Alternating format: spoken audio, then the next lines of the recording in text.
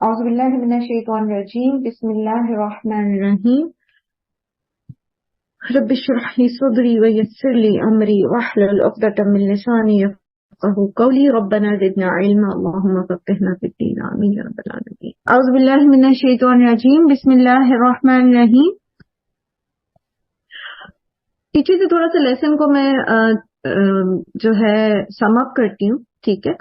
اور ہم پڑھ رہے تھے یہاں پر کہ حضرت عیسیٰ جو تھے، جب ان کو جو اس وقت کے جو یہود تھے ان سے جو تھریٹ ان کو فیل ہوا، تو اس کے بعد انہوں نے جو ان کے حواری تھے ان سے پوچھا کہ من انصاری اللہ، کہ کون میرا جو ہے وہ مددگار ہوگا۔ تو ان کے حواری جو تھے، جو ساتھی تھے ان کے، انہوں نے اپنی سبمیشن دی ان کو، ان کے کہ ہم آپ کے ساتھ ہیں۔ قال الحواریون نحن انصار اللہ آمنا باللہ واشہد بأننا مسلمون۔ یہ حواری کون تھے؟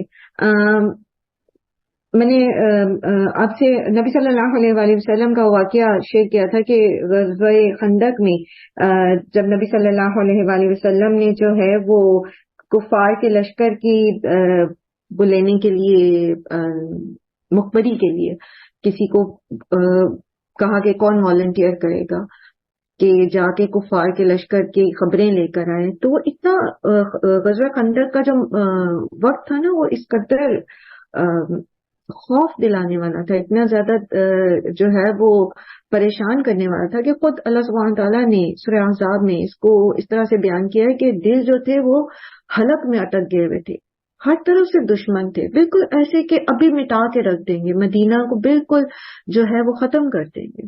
پیچھے بیوی بچے اکیلے ہیں اور میدان میں مختصر سے مسلمانوں کی ایک جماعت ہے اور سب طرف سے کفار نے گھیر رکھا ہے، اور پیچھے یہود کا بھی اعتبار کوئی نہیں ہے۔ تو اس قدر خوف کے ماحول میں جب کہا کہ آپ صلی اللہ علیہ وسلم نے کہ کون جائے گا اور کفار کی مخبری کر کے لائے گا لشکر کی، تو کوئی بھی مطلب آگے نہیں بڑھا۔ تو سخت سردی اور آندھی تھی، مطلب سردی بھی سخت تھی اور آندھی کا بھی ایک زور تھا۔ تو جو حضرت زبیر تھے، حضرت زبیر بن عوام، انہوں نے کہا تھا کہ یا رسول اللہ میں جاتا ہوں۔ پھر آپ نے دوسری بار بھی دہرایا، پھر زبیر بن عوام نے فرمایا کہ یا رسول اللہ میں جاتا ہوں۔ تیسری بار بھی حضرت زبیر نے ہی آمادگی ظاہر کی۔ تو اس وقت آپ صلی اللہ علیہ وآلہ وسلم نے فرمایا کہ ہر پیغمبر کا ایک حواری ہوتا ہے اور میرا حواری زبیر ہے۔ تو یہ جو حواری ہے نا، بیسیکلی یہ دوست یعنی ساتھ دینے والے، اور اس کے مختلف میننگ جو ہے وہ میں نے آپ کے ساتھ پہلے اس دن کلاس میں شیئر بھی کیے تھے۔ حضرت عیسیٰ کے جو حواری تھے یہ 12 تھے۔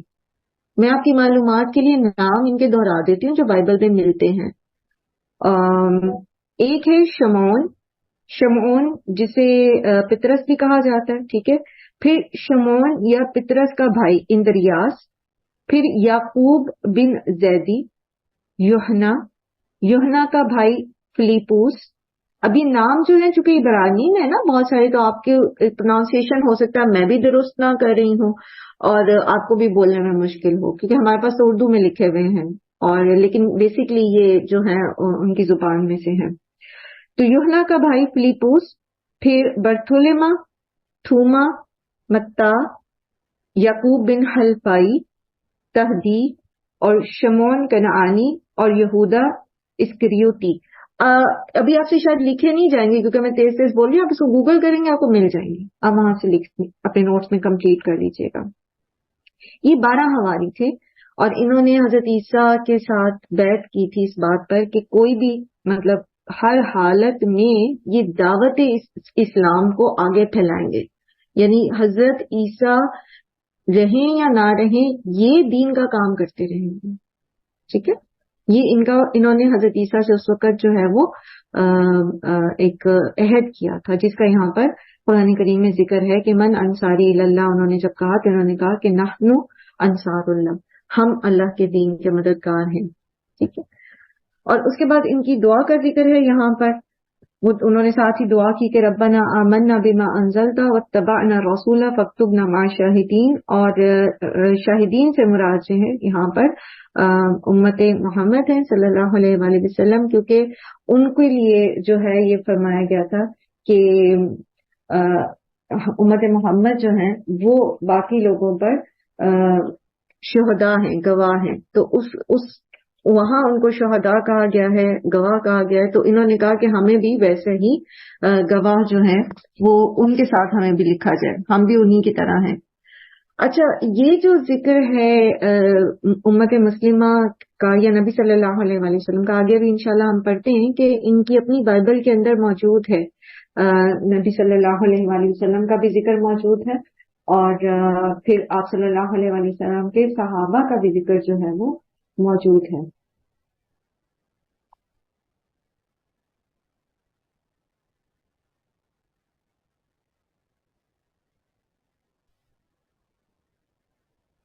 پھر جب جیسے کہ ہم نے پڑھا کہ حضرت عیسیٰ کی گرفتاری جو ہے وہ جو یہود کے علماء تھے انہوں نے الحاد کا الزام لگایا حضرت عیسیٰ پر، کیونکہ حضرت عیسیٰ جیسا کہ ابھی آپ نے پڑھا پیچھے کہ وہ کہتے ہیں کہ وَمُصَدِّقًا لِمَا بَيْنَ يَدَيَّ مِنَ التَّوْرَاةِ وَلِأُحِلَّ لَكُمْ بَعْضَ الَّذِي حُرِّمَ عَلَيْكُمْ وَجِئْتُكُمْ بِآيَاتٍ مِّن رَبِّكُمْ، کہ وہ بعض چیزیں جو پہلے حرام کی گئی تھی ان پر، ان کو حلال کر دیا جائے۔ تو ایسے میں سبت کا جو دن تھا نا، جو جس دن ان پر ہر کام کاج کو حرام کیا گیا تھا، یہ صرف عبادت ان پر لازم تھی، یہ کچھ اور نہیں کر سکتے تھے، تو اس قانون میں حضرت عیسیٰ کے ذریعے کچھ نرمی کی گئی تھی، ٹھیک ہے۔ تو جب یہ انہوں نے لوگوں کو جو ہے وہ اس چیز کی تعلیم دینی شروع کی کہ سب کے احکام میں تخفیف ہو گئی ہے، تو یہود کے جو علماء تھے یا یہود کی جو ایلیٹ کلاس تھی، انہوں نے یہ پروپیگنڈا کرنا شروع کر دیا تھا کہ یہ شخص جو ہے یہ تو تورات میں تبدیلی کرنا چاہتا ہے، یہ تو ملحد ہے، کیونکہ پیغمبر تو وہ مان ہی نہیں رہے تھے ان کو، وہ تو حضرت مریم پر بہتان لگا رہے تھے، ٹھیک ہے۔ تو انہوں نے الحاد کا جو ہے الزام حضرت عیسیٰ پر لگایا۔ اب حضرت عیسیٰ، یہ جو میں نے آپ کو بتایا تھا نا کہ ان کی دو عدالتیں کام کرتی تھی اس وقت وہاں پر فلسطین میں جو تھی، اور ایک وہ تھی مذہبی عدالت تھی جو، اور ایک بادشاہ کی عدالت ہوا کرتی تھی۔ تو مذہبی عدالت جو تھی اس نے جب الحاد کا الزام ان پر لگایا تو اس الزام کے ساتھ جو ہے وہ بادشاہ کے پاس جو ہے وہ ان کو لے کر گئے۔ بادشاہ سے پہلے بادشاہ جو تھا اس جو حاکم تھا شام کا، اس کا نام ہیروڈس تھا، ٹھیک ہے۔ ہیروڈس جو تھا اس کا نائب حاکم جو تھا جو اس وقت وہاں پر موجود تھا وہ پلاتوس تھا۔ تو پلاتوس کے پاس جب یہ لے کر گئے حضرت عیسیٰ کو اور یہ الزام لگایا کہ یہ تو الحاد ہے کی طرف لوگوں کو لے کے جا رہا ہے، تو اس نے، وہ چونکہ ایک قومی عدالت تھی تو اس نے مذہبی طور پر اس کو اتنا کنسیڈر نہیں کیا، اس نے کہا کہ اس پہ سزائے موت نہیں ہوتی، تو یہ مقدمہ ڈائریکٹ حاکم کے پاس لے گیا۔ اب آپ ان کی یہ جو آ رہا ہے نا مکرو، جو انہوں نے چال چلی، تو ایسے نہیں تھا کہ صرف چھوڑ دیا، ایک بات لوگوں میں پھیلا کے چھوڑ دی، لٹرلی باقاعدہ انہوں نے اس کے لیے سفارتی کوششیں کی اور اپنی جان اور مال اور پورے اس کے اوپر جسے کہتے ہیں نا اپنی توانائیاں خرچ کی اس بات پر کہ حضرت عیسیٰ کو جو ہے وہ مصلوب کرا دیا جائے۔ کوئی چھوٹی چال نہیں چلی تھی انہوں نے۔ تو یہ حاکم کے پاس جو ہیروڈس تھا نا، اس کے پاس چلے گئے۔ ہیروڈس نے بھی یہی کہا کہ یہ جو الزام وہ لگا رہے ہیں، تو وہ کہتے ہیں کہ یہ واجب قتل، وہ کہتا ہے بادشاہ جو تھا اس نے کہا یہ واجب القتل نہیں ہے۔ اس پر یہ دوبارہ جو ہے وہ پلاتوس کے پاس آئے اور پھر انہوں نے خاص اس پر یہ کرنا شروع کیا کہ یہ بغاوت کرا رہا بادشاہ کے خلاف، مطلب اور کچھ نہیں بن پڑا تو بغاوت کا الزام جو ہے وہ حضرت عیسیٰ پر لگایا، اور اس پر جو ہے اس کو بادشاہ جو وہ پلاتوس تھا اس نے سینکشن کر دی ان کی مطلب جو سزا تھی مصلوب کیے جانے کی، اور اس پر اس نے ایک جملہ بولا تھا، اس نے کہا کہ یہ تم لوگوں کی ہٹ درمی اور ضد کی وجہ سے، یعنی وہ جو ایک پریشر تھا اس کے اوپر یہود کا یہود کی جو ایلیٹ کلاس تھی اس کا حاکم پر، آپ سب کو پتا ہے کہ یہ جو کلاس ہوتی ہے اس کا کافی پریشر آتا ہے حکمرانوں پر بھی، کیونکہ ان کی حکومتیں ٹکی ان کی وجہ سے ہوتی ہیں نا۔ تو وہ کہتے ہیں کہ تم لوگوں کی اس ضد اور ہٹ درمی کی وجہ سے میں اسے سولی تو دے دیتا ہوں، یعنی میں اس کو سولی چڑھا دیتا ہوں مگر اس کا گناہ تم پر اور تمہاری اولاد پر ہوگا. اور یہود اس معاملے میں اس قدر ضد میں تھے کہ انہوں نے اس چیز کو بھی قبول کر لیا کہ ٹھیک ہے اگر گناہ ہوگا تو ہمارے سر. اب آپ دیکھیں کہ ان کی کس قدر ہٹ درمی تھی اس معاملے میں، جبکہ یہ تورات پڑھنے والے لوگ تھے، ٹھیک ہے، تورات ان کے پاس موجود تھی. وَمَكَرَ اللہ، اور اللہ نے بھی خفیہ تدبیر کی، انہوں نے بھی چال چلی اور اللہ نے بھی خفیہ تدبیر کی. اب اللہ تعالیٰ نے کیا خفیہ تدبیر کی تھی؟ ہوا یہ کہ کہتے ہیں، اب اس کے بارے میں مختلف آ رہا ہے. ایک تو یہ کہ کہتے ہیں کہ حضرت عیسیٰ کے حواریوں میں سے ہی ایک شخص نے یہود سے ایک اچھی خاصی رقم رشوت لی اور یہ مخبری کر دی کہ عیسیٰ جو ہیں علیہ السلام وہ فلاں پہاڑی میں مقیم ہے، کیونکہ ان کی چالوں سے وہ کر کے تو وہ ایک طرف ہو گئے تھے نا. حضرت عیسیٰ پہاڑی میں ایک میں چلے گئے تھے جہاں وہ اپنے حواریوں کو جو ہے وہ تعلیم دے رہے تھے اور سکھا رہے تھے. تو انہوں نے جو ہے ان کے حواریوں میں سے کسی نے مخبری کی رشوت لے کر، اور جب وہ مسلح یہودی جو ہیں وہ وہاں پہنچ گئی پہاڑی پر تو سارے جو حواری تھے ان کو حضرت عیسیٰ نے وہاں سے نکال دیا تھا، کیونکہ انہیں پتا تھا کہ یہ مسلح جماعت کا مقابلہ نہیں کر سکیں گے. تو وہاں سے پھر ان کو وہاں سے وہ سارے تتر بتر ہو گئے. اور پھر جب حضرت عیسیٰ کو سولی چڑھانے کا وہ تھا کہ وہ گرفتار کریں گے تو یہ جو ہے نا وہ مکر اللہ، تو کہا جاتا ہے کہ وہ شخص جس نے مخبری کی تھی حضرت عیسیٰ کے متعلق، اس کی شکل جو ہے وہ ویسی، مطلب اللہ تعالیٰ نے اس طرح کر دی کہ وہ حضرت عیسیٰ کے مغالطے میں اس کو پکڑ کے لے گئے. اسی کو جو ہے وہ قرآن کریم میں اللہ سبحانہ تعالیٰ نے اس طرح سے بیان کیا ہے نا کہ یہ معاملہ جو تھا ان پر مشتبہ ہو گیا. سورہ مائدہ کی آیت ہے وما قتلوہ وما صلبوہ ولکن شبہ لہم. تو یہ جو شبہ لہم ہے نا، مشتبہ ہو گیا، تو اس کے بارے میں یہ روایت اس طرح سے آتی ہیں کہ وہ جو شخص تھا جس نے مخبری کی اس کی شکل جو ہے وہ حضرت عیسیٰ جیسی ہو گئی اور اس کو چڑھا دیا گیا تھا سولی پہ. حضرت عیسیٰ کو اللہ تعالیٰ نے، جیسے آگے آ رہا ہے کہ اللہ تعالیٰ نے ان کو جسم اور روح سمیت جو ہے وہ آسمان پر اٹھا لیا تھا. پھر ایک اور رائے بھی اس میں ہے، اور وہ یہ ہے کہ حواریوں میں سے خود ایک شخص نے والنٹیئر کیا تھا اس چیز کے لیے کہ میں آپ کی جگہ جو ہے وہ گرفتاری دے دیتا ہوں، اور اس کا چہرہ جو ہے وہ ایسا، مطلب حضرت عیسیٰ کے جیسا ہو گیا، اور یا اس کی مشابہت تھی آلریڈی حضرت عیسیٰ سے بہت زیادہ، تو وہ جو ہے اس کو مسلوب کر دیا گیا اور حضرت عیسیٰ کو جو ہے وہ اللہ تعالیٰ نے زندہ جو ہے وہ آسمان پر اٹھا لیا. پھر اسی طرح ایک اور رائے بھی اس میں موجود ہے، اور وہ یہ ہے کہ جو یہود کے گروہ میں سے جو شخص بہت زیادہ، سب سے زیادہ ایکٹیو تھا حضرت عیسیٰ کو مصلوب کروانے میں، تو اس کی جو ہے وہ شکل جو تھی وہ حضرت عیسیٰ جیسی اللہ تعالیٰ نے کر دی اور اس کو سولی چڑھا دیا گیا. تو مختلف قسم کی آراء اس کے اندر موجود ہے. اصل جو چیز سمجھنے والی ہے وہ یہ ہے کہ اللہ تعالیٰ نے تدبیر کی ایسی کہ حضرت عیسیٰ کو اپنے تئیں انہوں نے حضرت عیسیٰ کو سولی چڑھایا، لیکن وہ حضرت عیسیٰ نہیں تھے، وہ کوئی دوسرا شخص تھا. ٹھیک ہے. اور حضرت عیسیٰ جب پریشان تھے اس معاملے میں کہ اب کیا ہوگا، آگے کیا ہوگا، تو اللہ تعالیٰ نے ان کو تسلی دی کہ اس قول جس کا ذکر یہاں پر آ رہا ہے، اس قول اللہ، جب فرمایا اللہ نے یا عیسیٰ، اے عیسیٰ، انی متوفیک ورافعک الیہ ومطہرک من الذین کفروا وجاعل الذین اتبعوک فوق الذین کفروا الی یوم القیامہ. تو اللہ تعالیٰ نے ان کو تسلی دی کہ آپ پریشان نہ ہو، میں آپ کو پورے کا پورا جو ہے یعنی روح اور جسم کے ساتھ جو ہے وہ اٹھا لوں گا. اور متوفی کا جو میں نے آپ کو جو ہے وہ پہلے بھی بتایا تھا کہ یہ مختلف اس کے اوپر آتا ہے، بولا جاتا ہے. اس کا روح جو ہے وفا ہے. ٹھیک ہے. وفا تو توفا کہتے ہیں قبض کر لینا، پورے کا پورا لے لینا. تو نیند میں فوت ہونے کے لیے بھی یہ لفظ استعمال ہوا قرآن کریم میں، جیسے میں نے آپ کے سامنے وہ آیت بھی اس دن پڑھی تھی کہ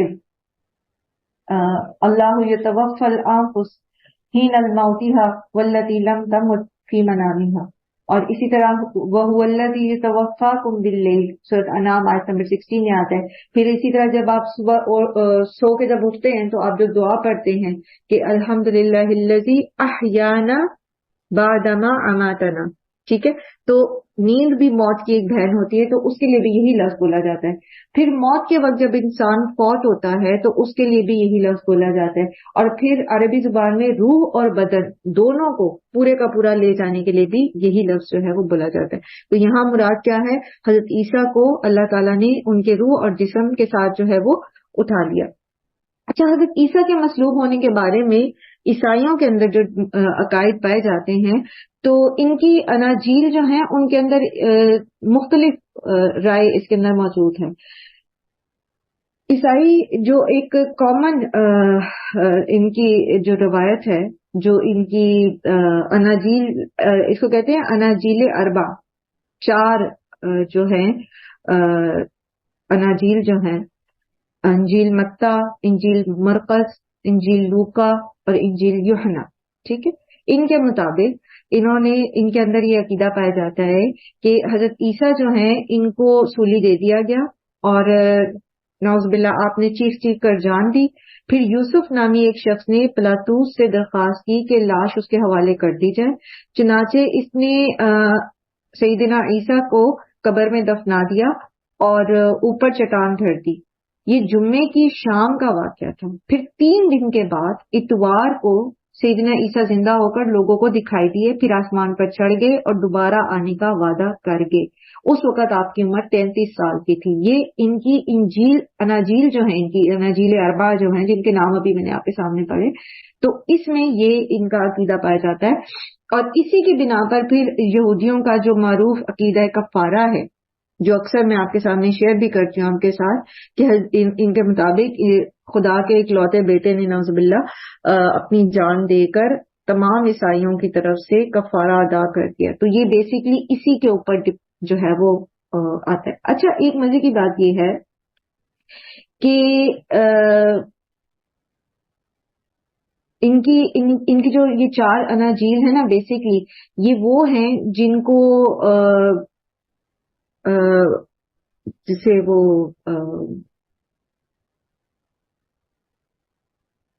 میرے ذہن سے اسکپ ہو گیا نام، جو اب فائنلی ان کے جو نیو ٹیسٹمنٹ کے اندر ہے نا وہ محفوظ کی گئی ہیں، ٹھیک ہے. لیکن انہی کی مختلف اناجیل جو دوسری ہیں موجود ہیں، ان کے اندر جو ہے وہ ان عقائد کی جو ہے وہ بھی پائی جاتی ہے، نفی بھی پائی جاتی ہے.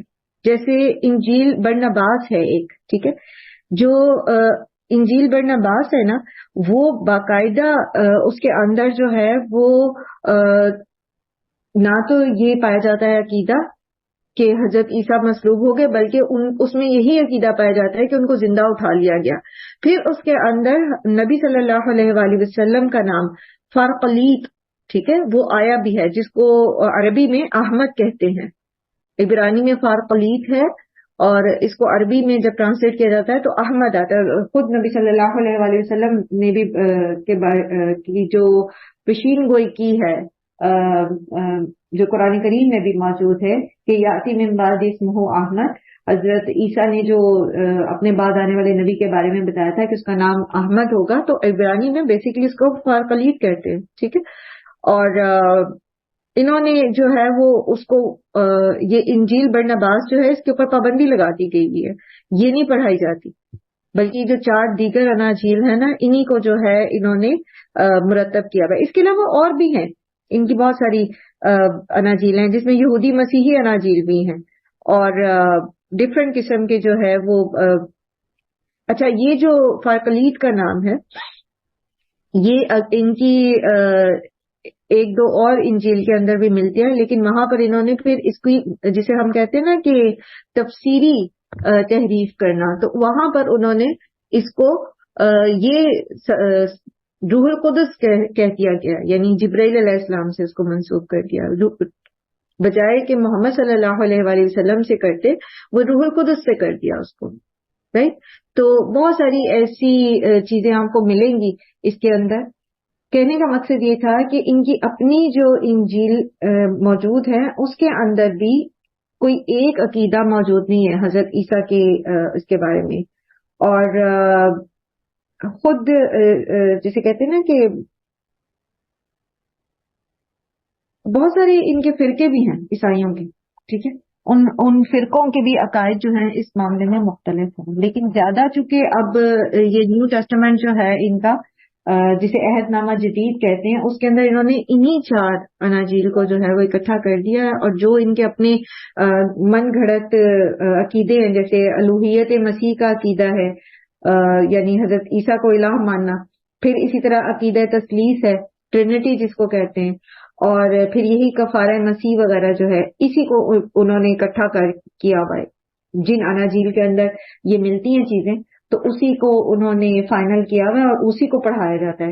اور بہت دوسری جو انجیل ہیں, جو دوسرے جو ان کے فرقے ہیں, جیسے کرایو کراتی, ناصری, پوئی وغیرہ بہت سارے, اس میں جو ہے ان کی تردید ملتی ہے. یہ جو ان کے حضرت عیسیٰ کے الہ ہونے کی بھی تردید ملتی ہے, اور عقیدہ تثلیث بھی نہیں وہ مانتے, اور حضرت عیسیٰ کے مصلوب ہونے کو بھی نہیں مانتے. اب آپ خود دیکھو کہ کس طرح جو انفلوئنشل لوگ ہوتے ہیں وہ دین کے اندر بھی جو ہے وہ تحریف میں اور اس کی اشاعت کے اوپر کس قدر جو ہے وہ ان کا اثر ہوتا ہے کہ وہ ان چیزوں کو چھپا جاتے ہیں جو حق ہوتا ہے, اور ان چیزوں کے اوپر زیادہ فوکس کراتے ہیں جن میں ان کا اپنا فائدہ ہوتا ہے. پھر آپ یہ دیکھیں کہ حضرت عیسیٰ کے جہاں تک دوبارہ آنے کا تعلق ہے تو مسلمانوں میں جو ہے یہ متفق علیہ ہے چیز, اور اس پر بہت ساری احادیث بھی وارد ہوئی ہیں کہ حضرت عیسیٰ جو ہیں وہ قیامت کے قریب دمشق کی مسجد کے سفید منارے سے نزول فرمائیں گے. ٹھیک ہے, دمشق کہاں ہے پتہ ہے آپ کو؟ دمشق کہاں ہے؟ ایران یا عراق؟ سیریا میں ہے. شام میں, سیریا. ٹھیک ہے, اور شام احادیث میں جو شام کا علاقہ جب بولا جاتا ہے تو اس کے اندر فلسطین, عراق, ایران, لبنان اور بہت سارے دوسرے عرب کے جو علاقے ہیں نا وہ آتے ہیں. اس دور میں شام ان ساری جگہوں کے اوپر تھا پھیلا ہوا. ٹھیک ہے, تو جو بھی شام کے متعلق بات ہوتی ہے تو اس میں پھر یہ سارے علاقے آتے ہیں.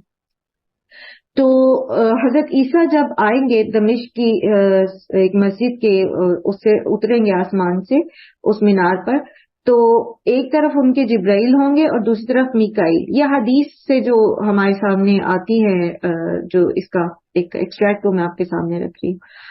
اس وقت مسلمان کئی طرح کے فتنوں میں مبتلا ہوں گے, جن میں سب سے بڑا فتنہ دجال کا ہوگا. آپ علیہ السلام دجال کو قتل کریں گے اور مسلمانوں کی مدد کریں گے. آپ کوئی نئی شریعت نہیں لائیں گے. ٹھیک ہے, حضرت عیسیٰ کوئی نئی شریعت نہیں لائیں گے, بلکہ رسول اللہ صلی اللہ علیہ وآلہ وسلم کے امتی بن کر رہیں گے, اور جو شریعت قرآن میں نازل کی گئی ہے اسی کی تبلیغ کریں گے. پھر آپ اسی زمانے میں شادی کریں گے, آپ کی اولاد ہوگی, اور آپ علیہ السلام کے دور میں اسلام کا بول بالا ہوگا. یعنی ساری زمین پر آپ پتہ ہے یاجوج ماجوج کے آنے سے پہلے کا ہے یہ سارا سینیریو. تو اسلام کا بول بالا ہوگا, اور بعد میں پھر آپ اپنی طبعی موت جو ہے وہ اس پر دنیا سے جائیں گے. اس دوران آپ علیہ السلام کو سوری جی, دجال کا بھی تھوڑا سا بتا دیں, تھوڑی مختصر سا دجال کے متعلق بتا دیں کون ہوگا. دجال کون ہوگا؟ دجال جو ہے اس کے بارے میں نبی صلی اللہ علیہ وسلم نے کی روایات موجود ہیں کہ ایک تو یہ کہ دجال موجود ہے ابھی بھی. ٹھیک ہے, اچھا, میں آپ کو حدیث تو نہیں, میں آپ کو اس کا جو ایک حدیث سے جو سینیریو ہے پورا وہ میں آپ کو بتا دیتی ہوں. وہ ابھی بھی موجود ہے, اور یہ کہ وہ ایک آنکھ سے کانا ہے. ایک آنکھ سے کانا ہے یہ نہیں کہ اس کی ایک آنکھ ہے. ٹھیک ہے, ایک آنکھ اس کی صحیح ہے اور ایک سے وہ کانا ہے, اور اس کی آنکھ جو ہے وہ پھولے ہوئے انگور کی مانند ہے, یعنی اس طرح سے کانی ہے, وہ پھولی ہوئی سی ہے. اور پھر یہ کہ اس کے ماتھے کے اوپر کافرا لکھا ہوگا, جس کو صرف مومن دیکھیں گے, مومن پہچانیں گے, جن کا عقیدہ درست ہوگا وہ اس کو پہچان جائیں گے. دجال کا فتنہ اتنا بڑا ہے کہ نبی صلی اللہ علیہ وسلم نے فرمایا کہ ہر نبی نے اپنی امت کو دجال کے فتنے سے پناہ لینے کا سکھائی ہے. दज्जाल जो है बेसिकली पहले ये नबूवत का दावा करेगा, फिर ये खुदाई का दावा कर देगा, और खुदाई का दावा करते हुए फिर अल्लाह ताला इसको इतनी पावर्स दे देंगे, क्योंकि ये फितना है ना, एक आजमाइश है लोगों की। तो ये जो है ये मुर्दा को जिंदा करेगा, इसके हुक्म से बारिशें होंगी, ये लोगों की नजरों के सामने बंजर जमीन को जो है वो सरसब्ज कर देगा, सरसब्ज जमीन को बंजर कर देगा, और इसी तरह इसका काफिला जो है ये चलता चला जाएगा। और दज्जाल को मसीह दज्जाल इसलिए कहा जाता है कि ये सारी दुनिया में फिरेगा, पूरी दुनिया पर इसकी हुकूमत जो है वो हो जाएगी, ये सबको फितने में मुब्तला करेगा। सिर्फ मक्का और मदीना के अंदर ये दाखिल नहीं हो सकता। वो भी रवायत आपने सुनी होगी कि मदीना से जब ये दज्जाल जाएगा मदीना की सरहद पर, तो सारे जो मुनाफिक होंगे वो जलजला आएगा और वो सारे मुनाफिक मदीना से बाहर आ जाएंगे, सिर्फ मोमिन रह जाएंगे अंदर, और फिर एक मोमिन को जो है वो गिरफ्तार करके लाएंगे इसके जो सोल्जर्स होंगे इसके, और वो इसको पहचान जाएगा और कहेगा कि तू ही वो फितना है जिसके बारे में हमारे नबी सल्लल्लाहु अलैहि वसल्लम ने हमें बताया था। तो वो जो है उसको मरवा देगा, कटवा देगा उसको दरमियान से। तो दो हिस्से हो जाएगा, वो मोमिन जो होगा उसको फिर ये दोबारा जिंदा करेगा। तो जो इसके मानने वाले होंगे, जो इसको खुदा माने हुए होंगे, वो और पक्के हो जाएंगे इस अपने कॉन्सेप्ट में कि हाँ देखो इसने मुर्दा को जिंदा कर दिया। जबकि वो मोमिन जो है वो इसी तरह इस बात पर कायम रहेगा और कहेगा हाँ ये भी वही निशानी थी मार के जिंदा करने वाली जो हमें पहले से बताई गई। तो इस तरह के बहुत सारे जो है ये इसके बारे में रवायात आती हैं दज्जाल के बारे में। नबी सल्लल्लाहु अलैहि वसल्लम ने बताया कि हजरत ईसा इसको लुद के मकाम पर, जो इसराइल में है, आज भी मौजूद है, फलस्तीन का वो इलाका जिस पे इसराइल काबिज हैं, लुद, वहां पर जो है हजरत ईसा दज्जाल को कत्ल करेंगे। ठीक है, और ये वो मौका होगा जब हर पत्थर भी गवाही देगा कि मेरे पीछे यहूदी छुपा हुआ है। तो जो मुस्लिम आर्मी होगी, ठीक है, वो उन यहूदियों को कत्ल कर देगी। हर दरख्त और हर जो पत्थर है वो बताएगा, सवाए एक दरख्त के। और उस दरख्त का नाम क्या है? मैंने पहले बताया था, अगर आप में से किसी दिन हो, सॉरी, बरगद नहीं, गरकद, हाँ जी गरकद। ठीक है, तो वो एक दरख्त है जो नहीं बताएगा, यानी वो बेईमानी करेगा, वो नहीं बताएगा कि उसके पीछे यहूदी। और रिसेंट हिस्ट्री में हम देख रहे थे कि गरकद के जो दरख्त है वो बड़ी ज्यादा तादाद में इन्होंने जो है उसकी प्लांटेशन कराई है, इवन इंडिया के अंदर भी करवाई गई है, और भी बहुत सारे जगहों पर जो है ये दरख्त जो है उगाया जा रहा है। बहरहाल अल्लाह सुब्हानहू तआला से हम सबको दज्जाल के फितने से पनाह मांगनी चाहिए, और दज्जाल के बारे में अवेयरनेस देना उलमा का काम है। और ये भी मौजूद है एक रवायत कि जब मिंबर पर इसका जिक्र छोड़ दिया जाएगा, इससे लापरवाही हो जाएगी, लोग इसके मुतालिक जो है वो नहीं इस फितने से बचने और इस फितने के बारे में लोगों को आगाही नहीं देंगे उलमा, तब ये आ जाएगा, तब ये आएगा, यानी लोग लापरवाह हो जाएंगे बिल्कुल इस तरफ से। तो आपके तशाहुद में अपनी दुआ में शामिल रखे इसको, दज्जाल के फितने से जो पनाह की दुआ। एक्सक्यूज मी, आप कह रही है ना कि दज्जाल अभी भी है, लेकिन वो जाहिर नहीं हुआ ना? नहीं, अभी जाहिर नहीं हुआ। वो एक उसमें वो नबी सल्लल्लाहु अलैहि वसल्लम के पास एक वो आया था ना सहाबा का एक गिरोह जो समंदर में भटक गए थे, फिर वो एक जजीरे पे चले गए थे, वहां उनकी मुलाकात भी थी दज्जाल से। तो फिर नबी सल्लल्लाहु अलैहि वसल्लम ने बताया था कि हाँ वो दज्जाल है। उसने नहीं बताया था कि वो दज्जाल है, लेकिन उन्होंने जब आके आप सल्लल्लाहु अलैहि वसल्लम से सारा जिक्र किया उस वाक्य का, तो फिर आप सल्लल्लाहु अलैहि वसल्लम ने फरमाया कि वो दज्जाल है। तो ये मौजूद है अभी, लेकिन है इंसान ही, ठीक है इंसान ही, कोई और मखलूक नहीं है। यहूदियों में मौजूद है, ये दज्जाल यहूदियों में मौजूद है, दज्जाल एक जजीरे में मौजूद है। और अब वही बात है कि ये कुछ ऐसी चीजें हैं जिनका ताल्लुक गैब से है। जितना अल्लाह के रसूल सल्लल्लाहु अलैहि वसल्लम ने हमें बताया वो तो हम श्योर होके बता सकते हैं, यकीनी उसके साथ बता सकते हैं कि हाँ ये ऐसा है, लेकिन बाकी फिर आगे सिर्फ अंदाजे हैं। ठीक है, जैसे बाज लोग ये भी कहते हैं कि बरमूदा ट्रायंगल सुना आप लोगों ने? जी मैम, जी। ठीक है, तो बरमूदा ट्रायंगल जो है कहते हैं कि हो सकता है कि वहां पर दज्जाल हो, और यहूद ने अब ज़ाहिर टेक्नोलॉजी में इतनी तरक्की तो कर ली है कि ये इन्होंने कोई ऐसी मैग्नेटिक फील्ड کریٹ کر رکھی ہے کہ وہاں پر کوئی بھی جو ہے وہ اگر بحری جہاز یا جہاز بھی اس کے اوپر سے گزرتا ہے تو وہ میگنیٹک فیلڈ اتنی اسٹرانگ ہے کہ وہ پھر گر جاتا ہے اس کے اندر، یا تباہ ہو جاتا ہے، یا وہ غائب ہو جاتے ہیں بحری جہازوں سے، تو اس کے قریب بھی نہیں پھٹکنے دیتے. لیکن یہ صرف اندازے، یہ صرف اندازے ہیں، اس میں ہم یقینی علم نہیں دے سکتے. یقینی علم وہیں تک ہے جہاں تک اللہ تعالیٰ نے قرآن کریم میں بتا دیا یا نبی صلی اللہ علیہ وآلہ وسلم نے اللہ کی طرف سے وحی کے مطابق ہمیں بتا دیا. تو اس سے جو روایات سے پتہ چلتا ہے وہ میں نے آپ کے سامنے رکھ دی ہے کہ وہ موجود بھی ہے، اور یہ کہ اس کی سپورٹ میں جو ہیں وہ بہت سارے مطلب یہودی بھی آئیں گے، اور پھر ادھر سے ایران والی سائڈ سے بھی سیاہ جھنڈوں کے ساتھ جو ہیں 10 لاکھ کی اپن کتنی جو ہے وہ تعداد بتائے گی کہ اس کے سپورٹرز نکلیں گے.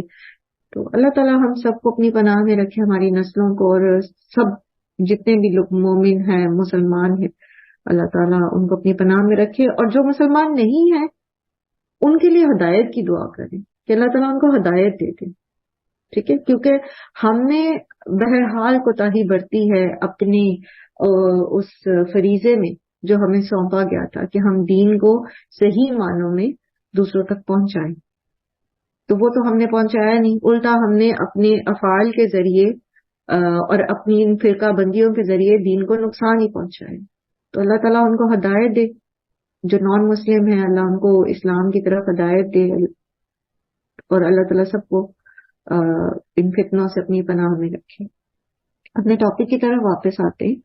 تو یہ جو اختلافات ہیں ان کے اندر موجود، عیسائیوں کے اندر بھی حضرت عیسیٰ کے متعلق اختلافات موجود ہیں، اور پھر یہودیوں کے اندر بھی اختلاف موجود ہے. جیسے ثم الی مرجعکم فاحکم بینکم فیما کنتم فیہ تختلفون، تو پھر تم سب کو لوٹ کر میری ہی طرف آنا ہے تو میں تمہارے درمیان فیصلہ کر دوں گا اس چیز کے بارے میں جس میں تم اختلاف کر رہے تھے. تو یہود اور نصارہ کے اختلافات تو ہم نے پڑھ لیے. پھر اس کے علاوہ میں نے آپ کے سامنے یہ بھی رکھا تھا ایک نقطہ کہ مسلمانوں کے اندر بھی جو ہیں ایسے لوگ موجود ہیں جو حضرت عیسیٰ کی معجزاتی پیدائش کے بھی منکر ہیں اور پھر ان کے زندہ اٹھائے جانے کے بھی منکر ہیں. تو ایسے فتنوں سے بھی پلیز اپنے آپ کو جو ہے وہ بچا کے رکھیے، کیونکہ جب آپ سرچ کرتے ہیں نا، گوگل کرتے ہیں، تو ہر اسکول آف تھاٹ کی چیزیں جو ہیں وہ سامنے آ جاتی ہیں. ٹھیک، ان میں جو ہے وہ جیسے یہ پرویزیت کے جو علم بردار ہیں، ٹھیک ہے، پھر اسی طرح یہ خاص طور پر جو سائنٹیفک اس کے اوپر رہتے ہیں نا، ہر چیز کو سائنس کے اوپر پرکھنا چاہتے ہیں، ان کو ہم اقلیت پرست بھی کہتے ہیں. آئین قاف لام، عقل سے، ٹھیک ہے، جو صرف عقل کے جو ان کی عقل میں سماتا ہے اس کو مانتے ہیں، اور باقی ان کی وہ انکار تو نہیں کر سکتے کیونکہ قرآن میں موجود ہے، تو وہ توجیحات کر دیتے ہیں، آگے تعویل کرتے ہیں اس کی. ٹھیک ہے، تو ایسی تھاٹس سے بچے. پھر اسی طرح احمدی فرقہ جو ہے جن کو کہتے ہیں مرزائی بھی کہتے ہیں. پھر اسی طرح ایک اور فرقہ بھی ہے شیعہ اور شیعوں کے اندر پھر اسماعیلی فرقہ، اور اسی طرح ایک دو اور ہیں، اب میرے ذہن میں ان کے نام نہیں آ رہے، لیکن وہ سارے کے سارے جب بھی آپ اسلام پہ کوئی بھی سرچ کرتے ہیں نا تو وہ سارے کھل جاتے ہیں. تو بیسک جو بنیادی جو نالج ہے جو قرآن اور حدیث کا ہے وہ آپ کے پاس ہونا چاہیے تاکہ آپ حق اور باطل کو پہچان سکیں. اور جب آپ نیٹ سے کوئی مٹیریل لیتے ہیں تو اوتھینٹک ویب سائٹس پر سے لیں، ٹھیک ہے، تاکہ آپ صحیح چیز کو لیں، ورنہ مسلمانوں کے اندر بھی ایسے بہت سارے فتنے جو ہیں وہ موجود ہیں. تو اللہ سبحانہ تعالیٰ قرآن کریم قیامت کے دن جو ہے پھر وہ تمام اختلافات کو جو ہے وہ رفع کریں گے اور جو سچ ہے وہ سب کے سامنے آ جائے گا. پھر ایک روایت یہ بھی ہے کہ عیسائی جو ہیں جب ان کی موت کا وقت آتا ہے تو وہ جو حضرت عیسیٰ کی الوہیت کے قائل ہیں تو وہ اس چیز کو جان جاتے ہیں، یا تو موت کے وقت یا پھر قیامت کے دن جب وہ اٹھائے جائیں گے تو وہ دیکھ لیں گے پھر کہ حضرت عیسیٰ تو خدا نہیں ہے، وہ تو اللہ کے ایک رسول تھے، ایک انسان تھے. ٹھیک ہے، تو یہ سارے پھر جو اختلافات ہیں اس وقت رفع ہوں گے. فَأَمَّا الَّذِينَ كَفَرُوا فَأُعَذِّبُهُمْ عَذَابًا شَدِيدًا فِي الدُّنْيَا وَالْآخِرَةِ، تو وہ رہے وہ لوگ जिन्होंने कुफ्र किया तो उनके लिए उनको मैं अजाब दूंगा, सख्त अजाब, दुनिया में भी और आखिरत में भी। वमा लहुम मिन नासिरीन, और फिर उनका कोई भी मददगार ना होगा। और यहाँ आप देखें कि यहूदियों के बारे में हम पहले भी पढ़ के आए कि किस तरह से जो है वो इन पर जो है अल्लाह ताला ने अजाब नाजिल किए हैं दुनिया में भी।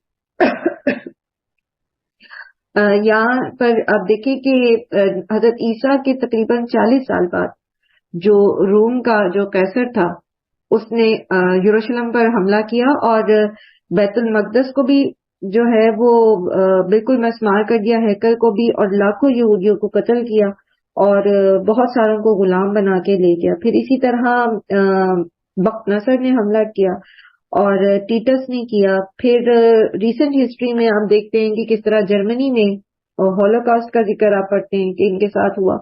और अभी भी जो है ये दूसरों की मदद के साथ जो है वो खड़े में, जो मोहलत अल्लाह ने इनको दी हुई है। और पीछे भी हम इस चीज को डिस्कस करके आए हैं कि इनको मोहलत मिलने की वजह क्या है। और आखिरत का अजाब तो है ही, ठीक है। वमा लहुम मिन नासिरीन, और फिर कोई भी उनका मददगार नहीं होगा। व अमल्लज़ीना आमनू व अमिलुस सालिहात, तो रहे वो लोग जो ईमान लाए और उन्होंने नेक अमल किए। फयुवफ़्फ़ीहिम उजूरहुम वल्लाहु ला युहिब्बुज़ ज़ालिमीन, तो मैं उनको पूरा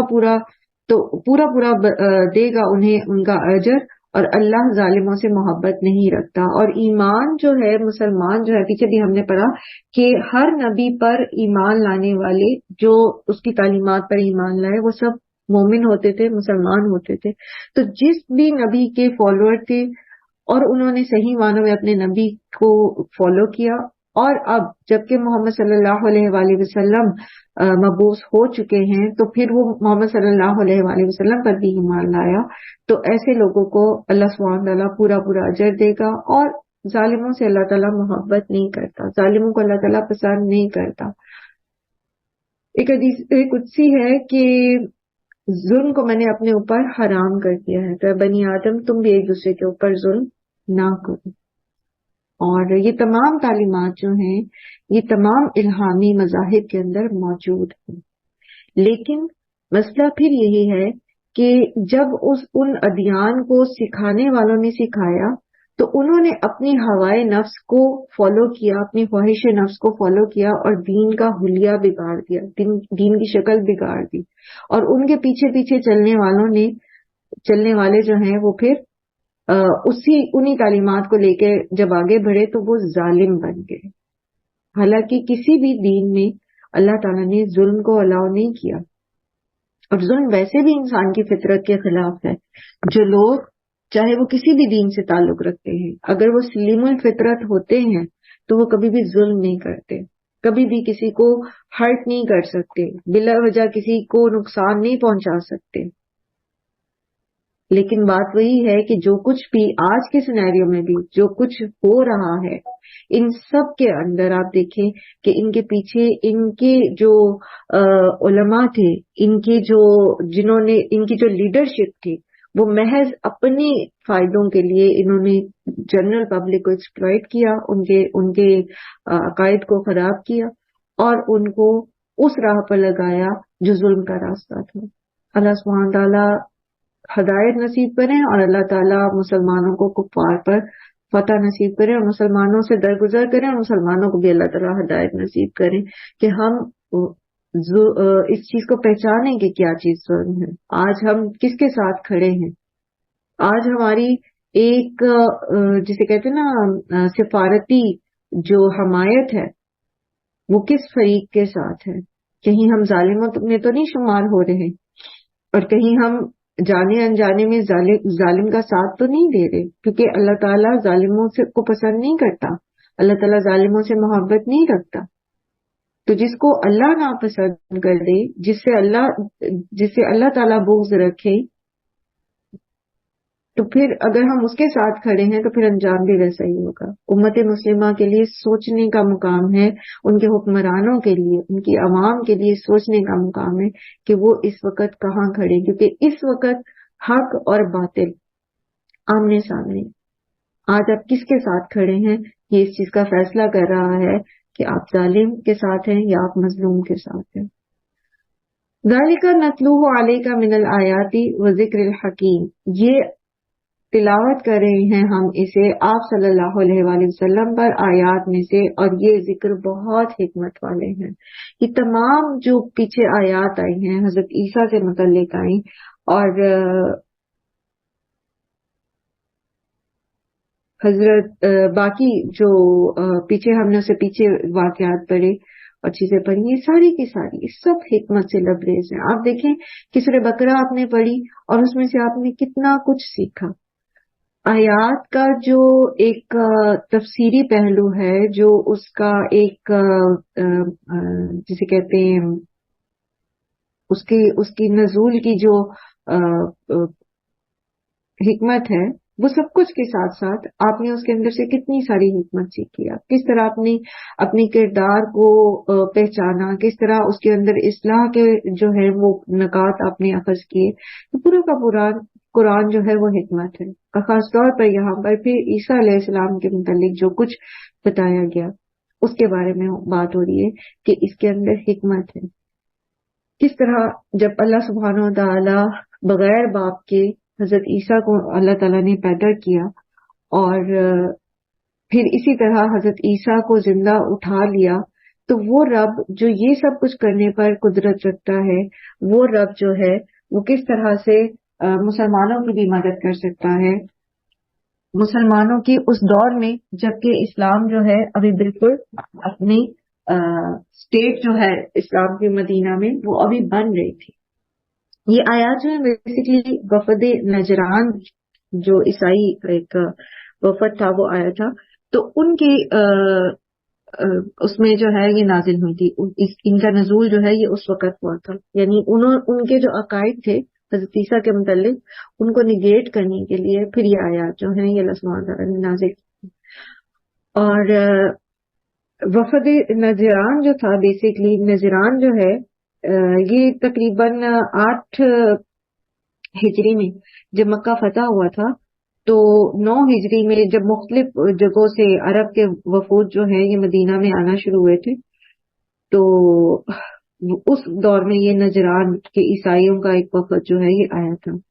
نجران جو ہے یہ حجاز اور یمن کے درمیان ایک علاقہ ہے، ٹھیک ہے، حجاز اور یمن کے، اور یہاں پر اس وقت عیسائی حکومت تھی، اور قریباً 73 کے قریب بستیاں اس حکومت میں شامل تھیں، اور 1 لاکھ سے زائد جو ہیں مرد جو جنگ کے اندر شامل ہو سکتے تھے وہ موجود تھے۔ نجران کی حکومت جو تھی اس کے 3 سردار ہوتے تھے۔ ایک جو تھا وہ عاقب کہلاتا تھا، ٹھیک ہے، جس کی حیثیت امیر قوم کی ہوتی تھی، یعنی آپ سمجھ لیں حاکم جس کو کہتے تھے۔ دوسرا جو تھا وہ سید کہلاتا تھا، اور یہ جو تھا یہ ان کے تمام جو سیاسی امور تھے ان کو لک آفٹر کرتا۔ اور تیسرا جو تھا وہ سقف، یا جسے آج کل آپ انگلش میں بشپ کہتے ہیں، ٹھیک ہے، بشپ یا پادری، وہ کہلاتا تھا۔ تو اس کا کام جو ہوتا تھا وہ مذہبی امور کو دیکھنا تھا۔ تو یہ جو وفد نجران کا آیا تھا اس میں یہ تینوں سردار جو تھے یہ موجود تھے، اور یہ جو تھے یہ قریباً 60 کے قریب لوگوں کو لے کر عیسائیوں کو مدینہ پہنچے۔ اچھا، اب یہ آئے کیوں تھے؟ کیونکہ اس وقت مکہ فتح ہو چکا تھا، تو یہ مسلمانوں کے ساتھ نا ایک سمجھ لیں کہ ایک اپنا گڈ ول جیسے کہہ لیجیے، یا جانچنے آئے تھے کہ مسلمانوں کی حکومت کا کیا جو ہے وہ اس وقت حالات ہیں، لیکن اسلام جو ہے یہ قبول نہیں کرنا چاہتے تھے، اور نہ ہی انہوں نے قبول کیا۔ اس پر جو ہے آگے ابھی آپ پڑھیں گے، مباہلہ کی دعوت دی گئی تھی ان کو۔ مباہلہ کہتے ہیں جب 2 فریقین میں حق اور باطل پہ فیصلہ نہ ہو سکے تو پھر وہ ایک دوسرے کو اس بات کی دعوت دیتے ہیں کہ وہ اپنی اپنی مردوں اور عورتوں یعنی اپنے اپنے فیملی ممبرس کو لے آئیں، اور جو حق پر ہے اس کے لیے جو ہے وہ فلاح ہو، اور جو باطل پر ہے اس پر اللہ کی طرف سے لعنت ہو۔ تو اس پر جو ہے وہ بلایا گیا ان کو، لیکن یہ آئے نہیں۔ تو یہ اس کی تفصیل ابھی انشاءاللہ دیکھتے ہیں آگے یہاں پر انہوں نے جو ان کے عقائد تھے اس کو نگیٹ کیا گیا ہے، پیچھے حضرت عیسیٰ کے مصلوب ہونے کے عقیدے کو نگیٹ کیا گیا ہے، اور یہاں پر ان کے الوہیت کے عقیدے کو نگیٹ کیا جا رہا ہے۔ اللہ تعالیٰ فرمانے کہ انا مثل عیسیٰ عند اللہ کا مثل آدم، حضرت عیسیٰ جو تھے ان کی پیدائش جو تھی اللہ کے نزدیک وہ آدم کی طرح تھی۔ ایسا نہیں ہے کہ نعوذ باللہ وہ کوئی اللہ کے بیٹے تھے اور وہ کوئی معبود ہے، بلکہ ان کا بغیر باپ کے پیدا کرنا ایسا ہی تھا جیسے اللہ تعالیٰ نے آدم کو پیدا کیا تھا۔ عیسیٰ تو بغیر باپ کے پیدا ہوئے تھے، آدم تو بغیر ماں باپ کے پیدا ہوئے تھے، ٹھیک ہے۔ خلقہ من تراب ثم قال له کن فیکون، اس کو اللہ تعالیٰ نے آدم علیہ السلام کو مٹی سے پیدا کیا، پھر فرمایا ہو جا، تو وہ ہو گیا۔ تو وہ تو ماں اور باپ دونوں کے بغیر پیدا کیا تھا اللہ تعالیٰ نے، تو اللہ کے لیے کیا مشکل تھا کہ وہ عیسیٰ کو بغیر باپ کے پیدا کر دیتے۔ الحق من ربک، یہ آپ کے رب کی طرف سے، آپ صلی اللہ علیہ وآلہ وسلم کے لیے کہا جا رہا ہے کہ یہ آپ کے رب کی طرف سے حق ہے، یعنی عیسیٰ علیہ السلام کا پیدا ہونا، ان کا رسول ہونا اور ان کا اٹھا لیا جانا، یہ آپ کے رب کی طرف سے حق ہے۔ فلا تکن من الممترین، تو آپ شک کرنے والوں میں شامل نہ ہوں۔ اب یہ ساری تعلیمات جو یہ عیسائی رکھتے ہیں ان کی جو نگیٹ کرنا ہے، ان کی جو نفی کرنا ہے، وہ اللہ سبحانہ تعالیٰ نے یہاں پر بتا دیا نبی صلی اللہ علیہ وآلہ وسلم کو اور تمام مسلمانوں کو، فرمایا کہ آپ شک کرنے والوں میں سے نہ ہو، آپ مشتبہ نہ ہو اس معاملے میں، یہ ایسے ہی ہے جیسے اللہ تعالیٰ نے آپ کو بتا دیا۔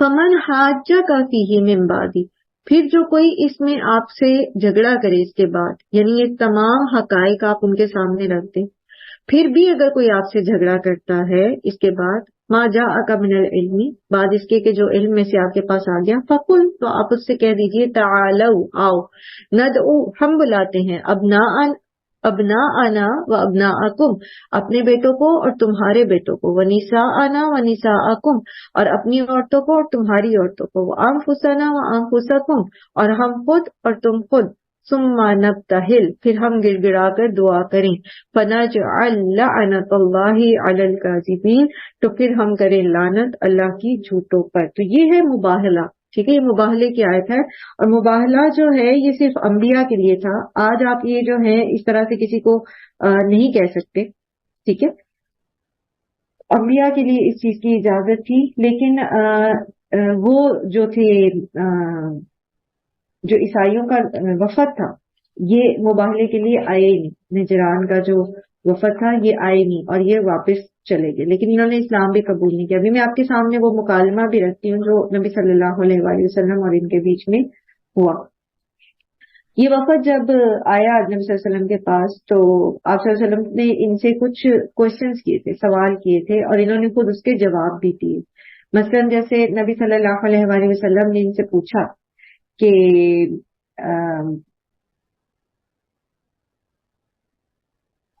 آپ صلی اللہ علیہ وسلم نے فرمایا کہ کیا تم نہیں جانتے کہ تمہارا رب جو ہے وہ الحی لا یموت ہے اور عیسیٰ علیہ السلام پر موت طاری ہوگی؟ تو نجرانی کہتے ہیں کہ ہاں ہم تسلیم کرتے ہیں، ٹھیک ہے۔ اسی لیے آپ دیکھیں کہ اس سورہ کا آغاز جو ہے وہ الف لام میم اللہ لا الہ الا هو الحی القیوم سے ہوا، ٹھیک ہے۔ اور انہوں نے اس چیز کا یہ اقرار کرتے نا کہ واپس آئیں گے عیسیٰ علیہ السلام، دوبارہ آئیں گے، ٹھیک ہے۔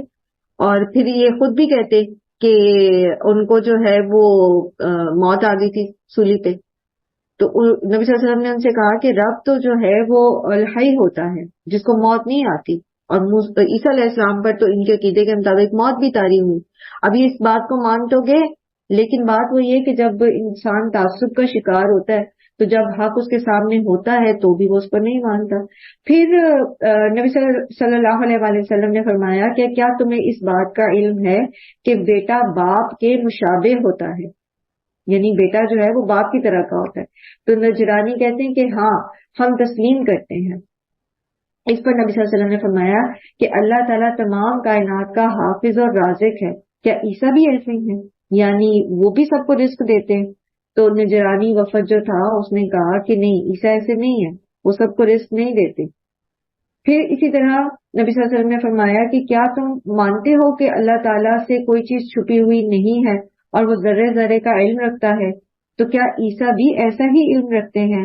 تو نجرانی وفد نے اس چیز کا بھی انکار کیا کہ عیسیٰ جو ہیں ان کے پاس ایسا علم نہیں ہے. اور اسی طرح پھر ان سے پوچھا گیا کہ اللہ تعالیٰ جو ہے وہ تو کھانے پینے اور موت اور جسمانی علائشوں سے پاک ہے. انہوں نے نجرانی وفد نے اس چیز کا اقرار کیا کہ بالکل ایسا ہی ہے. تو پھر اس پر آپ صلی اللہ علیہ وسلم نے فرمایا کہ عیسیٰ تو کھاتے بھی تھے اور دیگر حوائج کے بھی پابند تھے. تو وہ انہوں نے اس چیز کو بھی تسلیم کیا. پھر نبی صلی اللہ علیہ وآلہ وسلم نے کہا کہ پھر تم کیسے عیسیٰ کو ابن اللہ کہتے ہو؟ یعنی بیٹا تو باپ کے مشابہ ہوتا ہے، اور اگر نعوذ باللہ تم اللہ کو عیسیٰ علیہ السلام کا باپ کہہ رہے ہو یا عیسیٰ علیہ السلام کو ابن اللہ کہہ رہے ہو تو ان کو تو ایک جیسا ہونا چاہیے، اور خود تم اقرار کر رہے ہو اس چیز کا کہ وہ ایک جیسے نہیں ہیں. تو اس پر وہ ڈیفینیٹلی نجرانی وفد جو تھا وہ لاجواب ہو گیا. لیکن بات وہی ہے کہ جب ان کے دلوں میں یہ گرہ بندی ہوئی تھی کہ انہوں نے ایمان نہیں لانا، وہ مسلمان ہونے آئے ہی نہیں تھے، اسلام کو قبول کرنے آئے ہی نہیں تھے، تو وہ اس چیز کو نہیں مانے. تو فائنلی پھر جو آخری دعوت تھی ان کو مباہلے کی یہاں دی گئی، اور اگلے دن جو ہے آپ صلی اللہ علیہ وآلہ وسلم مباہلے کے لیے میدان میں تشریف لائے. تو آپ کے ساتھ جو آپ کے دونوں نواسے حضرت امام حسن اور حسین موجود تھے، اور ان کے پیچھے حضرت فاطمہ اور حضرت علی رضی اللہ عنہما موجود تھے. اور کیونکہ باقی جو آپ صلی اللہ علیہ وسلم کی بیٹیاں تھیں ان کی وفات پہلے ہی ہو چکی تھی، تو یہ فیملی تھی حضرت محمد صلی اللہ علیہ وآلہ وسلم جن کو لے کے وہ وہاں آئے. نجرانی جو تھے وہ یہ دیکھ کر مرعوب ہو گئے، اور انہوں نے نبی صلی اللہ علیہ وسلم سے مشورے کا وقت مانگا. علیحدگی میں جا کر ان کے ایک عالم نے کہا کہ تم جانتے ہو کہ اللہ نے بنی اسماعیل میں سے ایک پیغمبر بھیجنے کا وعدہ کر رکھا ہے. وہ فارقلیت والی یاد کیجیے گا، ابھی میں نے آپ کو بات بتائی تھی. تو بعید نہیں کہ یہ وہی پیغمبر ہو. پھر ایک پیغمبر سے مباہلہ کرنے کا نتیجہ یہی نکل سکتا ہے کہ تمہارے چھوٹے اور بڑے سب ہلاک ہو جائیں گے اور نسلوں تک اس کا اثر جائے گا. اور وہ کہتے ہیں، اس عالم نے کہا کہ خدا کی قسم میں ایسی چیزوں کو دیکھ رہا ہوں کہ اگر یہ دعا کریں، ایسے چہروں کو دیکھ رہا ہوں کہ اگر یہ دعا کریں تو پہاڑ بھی اپنی جگہ سے ٹل جائیں. اس لیے بہتر ہے کہ ان سے صلح کر کے واپس پلٹ جائیں. اور آپ دیکھیں کہ انہوں نے ایمان نہیں لانا تھا، وہ ایمان نہیں لائے.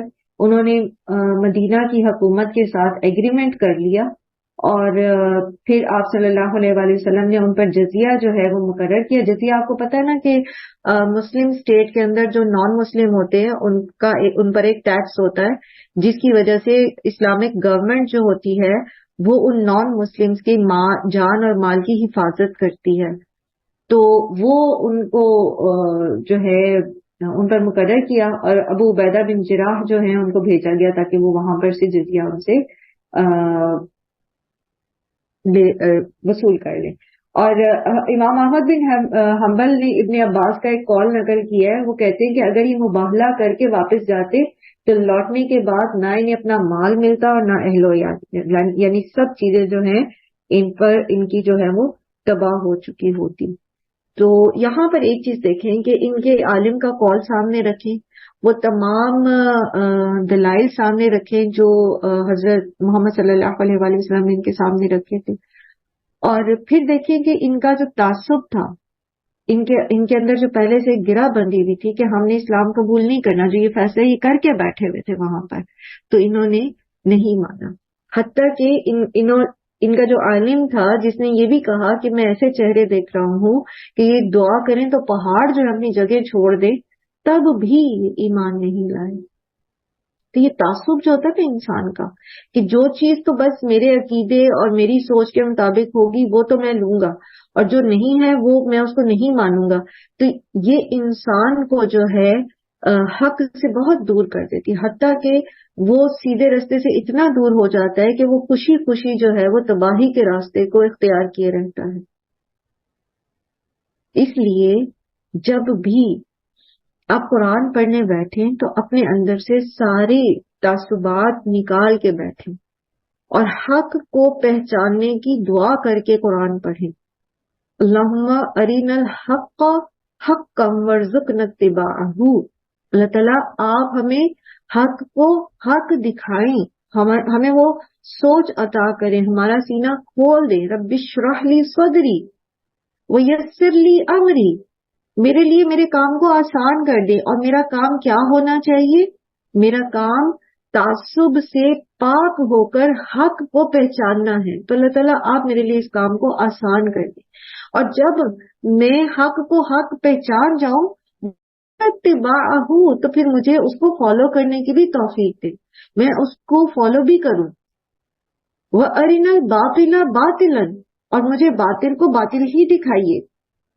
شیطان اس کو میرے سامنے جو ہے مس انٹرپریٹ, لوگوں کی زبانیں, لوگوں کا تعصب, لوگوں کی کا حق کو چھپانا میرے سامنے باطل کو درست نہ دکھائے کہ میں باطل کو باطل کے طور پر ہی مان جاؤں, سمجھ جاؤں. ورزق نجتنابہ, اور مجھے اس سے اجتناب کرنے سے بچنے کی توفیق دے. تو ہدایت تو اللہ تعالیٰ ہی عطا کرتے ہیں, اور یہ بھی ہمیں اللہ تعالیٰ ہی نے حکمت سکھائی کہ ہم ہر تعصب سے پاک ہو کر قرآن کریم کو پڑھیں. ان ھذا لہو القصص الحق, بے شک یہ البتہ قصے ہیں جو سچے ہیں. وما من الہ الا اللہ, اور نہیں ہے کوئی الہ مگر یہ کہ سوائے اللہ ہی. وان اللہ لہو الحکیم, اور اللہ البتہ بہت زبردست اور خوب حکمت والا ہے. فَإِن تَوَلَّوْا, پھر اگر وہ منہ پھیر جائیں, فَإِنَّ اللَّهَ عَلِيمٌ بِالْمُفْسِدِينَ, یہ سارے حقائق جاننے کے باوجود بھی اگر یہ قُلْ يَا أَهْلَ الْكِتَابِ تَعَالَوْا إِلَى كَلِمَةٍ سَوَاءٍ بَيْنَنَا وَبَيْنَكُمْ, اب جب دعوت دینے کے فتح مکہ کے بعد جو ہے, اور خاص طور پہ صلح حدیبیہ کے بعد نبی صلی اللہ علیہ وآلہ وسلم نے مختلف جو عجم کے سردار تھے, یعنی جو نان مسلم حکومتیں تھیں عجم میں, ان کو اسلامی خطوط بھیجے تھے. تو جو خط ہرقل کو, جو روم کا بادشاہ تھا, اس کو بھیجا تھا, تو اس میں نبی صلی اللہ علیہ وآلہ وسلم نے یہی آیت جو ہے یہ لکھ کے بھیجی تھی سب سے پہلے. کیا؟ تعالوا الی کلمۃ سواء بیننا و بینکم, کہ آؤ اس ایک بات کی طرف, اس کامن گراؤنڈ کے پر آ کر ہم بات کرتے ہیں جو تمہارے اور ہمارے بیچ میں جو ہے وہ سیم ہے. اور وہ کیا ہے؟ اللہ نعبد الا اللہ ولا نشرک بہ شیئا, کہ ہم نہ عبادت کریں مگر یہ کہ سوائے اللہ کے, اور ہم اس کے ساتھ کسی کو شریک نہ کریں. وَلَا يَتَّخِذَ بَعْضُنَا بَعْضًا أَرْبَابًا مِّن دُونِ اللَّهِ, اور ہم میں سے بعض کو جو ہے اپنا رب, اللہ کو چھوڑ کر اپنا رب نہ بنائیں. ان کو دعوت دیں. اچھا, اب یہاں پر ایک بات آپ جو ہم سیکھتے ہیں وہ یہ ہے کہ جب ہم کسی کو دین کی دعوت دیں تو کامن گراؤنڈز کے اوپر بات کرنی ہے. پہلے چھوٹتے ہی ڈونٹ سے نہ شروع کریں. اب آپ کا عام طور پر واسطہ تو نان مسلمز کے ساتھ نہیں پڑتا, مسلمانوں ہی کو دین کی طرف بلانے اور توحید کی طرف بلانے سے پڑتا ہے. تو سب سے پہلے ڈونٹ پر مت جائیں کہ تم یہ غلط کر رہے ہو, تم یہ غلط کر رہے ہو, تم ایسے ہو, تمہارا عقیدہ یہ ہے اور یہ ہے اور یہ ہے اور یہ غلط. سب سے پہلے ان کو اللہ کی طرف لے کر آئے, اللہ کی معرفت کی طرف لے کر آئے. کیونکہ کسی بھی حتیٰ کہ اہل کتاب کا جیسے یہاں ذکر ہے تو اللہ کو وہ بھی مانتے ہیں, تو پہلے اللہ تعالیٰ کا تعارف کرائیں لوگوں کو. قرآن کے ذریعے اللہ تعالیٰ کی صفات کے ساتھ ان کا تعارف کرائیں. اللہ کے ساتھ ان کا تعلق مضبوط ہو جائے گا, وہ توحید کو مان جائیں گے تو شرک کی نفی بھی ہو جائے گی. آہستہ آہستہ پھر جب وہ ایک اللہ کو مان جائیں گے, اس کی صفات کو پہچاننا شروع کر دیں گے, تو پھر ان سے وہ شرک کی نفی خود بخود آپ ان کے منہ سے کہلوا سکیں گے. جیسا کہ نبی صلی اللہ علیہ وآلہ وسلم نے یہاں وفد نجران کے ساتھ جو مکالمہ کیا, تو آپ دیکھیں کہ وہ ان کو اللہ سبحانہ تعالیٰ کی صفات بتا رہے تھے, اور پھر اللہ کی صفات کو سامنے رکھ کے تو حضرت عیسیٰ کے بارے میں بات کی جا رہی ہے. تو جب اللہ کی صفات کو کوئی مان جائے تو پھر شرک, جب آپ ان سے بات کریں گے شرک کے متعلق, تو خود بخود وہ خود اس چیز کی گواہی دیں گے کہ نہیں, یہ بھی غلط ہے, یہ بھی غلط ہے, یہ بھی غلط ہے. تو کسی کو بھی دین کی طرف بلانے کے لیے سب سے پہلی جو چیز ہوتی ہے وہ کامن گراؤنڈ پر لے کر آنا. اور کامن گراؤنڈ سب کے بیچ میں کیا ہے؟ بہت سارے اختلافات دین کے اندر موجود ہوں گے, مختلف فرقوں کے اندر موجود ہوں گے, لیکن اللہ ایک ہے, اور اللہ الرحیم ہے, اور اللہ سبحانہ تعالیٰ الرزاق ہے, اور اللہ کی جتنی بھی صفات ہیں اس سے کسی کو انکار نہیں ہے، لیکن اس کا شعور مکمل نہیں ہے لوگوں کے پاس. تو وہ معرفت اگر ہم کسی کو دے پائیں اور قرآن کے ذریعے، تو قرآن کی تو کسی آیت سے کسی کو انکار نہیں ہے نا. تو انشاءاللہ وہ پھر دلوں کو نرم کرتی ہے. اللہ کی یاد جو ہے، اللہ کا ذکر جو ہے، اللہ کی پہچان جو ہے، وہ دلوں کو نرم کرتی ہے، اور پھر خود بخود وہ شرک کی جو ہے وہ نفی کرنا شروع کر دیتے ہیں. اور یہاں پر بھی آپ دیکھیے کہ آپ سب نے پہلے بھی ہم نے پڑھا تھا، بخاری میں بھی ہم نے یہ جو مکالمہ تھا جو کیسر کے ساتھ ہوا تھا، کیسر روم کے ساتھ ابو سفیان کا اور اس کا، تو اس میں ہم نے یہ پڑھا تھا کہ کس طرح سے اس نے نبی صلی اللہ علیہ وآلہ وسلم کے بارے میں پوچھا اور ابو سفیان نے جواب دیا. پھر اس نے سارے مطلب مسلمانوں کے وفد کو نکال کے اور جو اس کے دربار کے جو رؤسا تھے، جو اس کے وزیر تھے، ان کو ایک بند کمرے میں بلا کر کہا کہ اگر تم مسلمان ہو جاؤ گے تو ہدایت پاؤ گے اور تمہارا ملک بھی تمہارے پاس رہے گا. تو اس پر وہ لوگ جو تھے وہ ظاہر غصہ کیا انہوں نے، اور وہ کہتے ہیں کہ وہ انہوں نے باہر بھاگنے کی کوشش کی. تو پھر جو دنیا کی چاہ تھی، ایک وہ جو کرسی کی محبت تھی، اس نے کیسر کو جو ہے وہ اسلام لانے سے روک دیا، اور اس نے کہا کہ میں تو صرف تمہاری آزمائش کر رہا تھا کہ تم اپنے دین پر کتنے پختہ ہو. اس پر انہوں نے پھر اس کو سجدہ کیا، جو سارے اس کے وزراء تھے، ہریکل کو سجدہ کیا انہوں نے، اور وہ اس پر خوش ہو گئے. اب دیکھیں کہ کس طرح سے جو ہے دنیا کی چاہ جو ہے وہ لوگوں کی آنکھوں پر پردے ڈال دیتی ہے. تعصب بھی بیسیکلی یہ دنیا کی چاہ ہی کی وجہ سے ڈیولپ ہوتے ہیں. بہرحال آگے انشاءاللہ اس آیت کو بھی ہم مکمل کر لیتے ہیں اور پھر باقی انشاءاللہ ہم کل پڑھیں گے. فَإِن تَوَلَّوْا فَقُولُوا اشْهَدُوا بِأَنَّا مُسْلِمُونَ، کہ پھر اگر پھر وہ منہ پھیر جائیں، یعنی اس بات پر بھی کہ اللہ کے سوا کوئی معبود نہیں ہے اور اللہ کے سوا ہم اللہ کے ساتھ کسی کو شریک نہیں کرتے اور ہم کسی غیر اللہ کو رب نہیں بناتے، تو اگر اس پر وہ نہ مانے، وہ منہ پھیر جائیں، تو آپ ان کی محبت میں یا ان کی کیا اس کو کہتے ہیں، ان کو فالو کرنے کی وجہ سے یا ایک ٹرینڈ کی وجہ سے یا کسی بھی وجہ سے آپ اس کے پیچھے نہیں چلیں گے، بلکہ کیا کریں، فقولوا، تو آپ سب کہہ دو کہ اشہدو، ہم سب گواہ، سب اس چیز پر گواہ ہو بھی انا مسلمون، کہ بے شک ہم مسلمان ہیں، ہم مسلمان ہیں، کوئی اور کچھ مانتا ہے یا نہیں مانتا، وما علینا الا البلاغ، ہم تک پہنچا دینا ہے، ہم صرف دوسروں تک پہنچانے کے مکلف ہیں.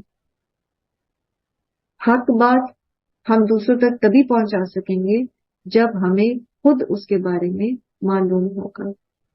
اور یہاں سے آگے پھر بار بار اہل کتاب کو جو ہے وہ مخاطب کر کے ان کو جو ہے ان چیزوں کے بارے میں، انہی کے عقائد کے بارے میں جو ہے اس کے باطل ہونے کے بارے میں خبر دی جا رہی ہے. لیکن بات وہی ہے کہ مانتا پھر وہی ہے جو ماننا چاہتا ہے، جو اپنی دل اور دماغ کی کھڑکیاں کھول کے رکھتا ہے، سینے کو کھول کے رکھتا ہے کہ مجھے حق سامنے آ گیا تو میں حق مان جاؤں گا. اللہ تعالیٰ ہم سب کو حق کہنے اور حق ماننے اور اس پر عمل کرنے کی توفیق عطا فرمائے، اور ہماری نسلوں کی اور ہم سب کی باتوں سے حفاظت فرمائے. وآخر دعوانا ان الحمدللہ رب العالمین.